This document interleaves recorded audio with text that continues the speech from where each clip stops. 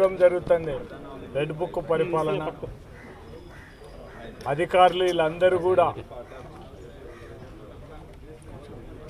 వాళ్ళు తెలుగుదేశం నాయకులు ఏం చెప్తే అది ఇంకా ఇప్పుడు కొద్దిగా బెటర్. పోలీస్ వ్యవస్థ అంతకుముందు కంటే ఇప్పుడు కొద్దిగా చాలా వరకు కొద్దిగా రీజనబుల్గానే, కొద్దిగా ఎవరి తప్పైనా కూడా కొద్దిగా సీరియస్గానే కొద్దిగా ఆలోచన చేసే పరిస్థితులు.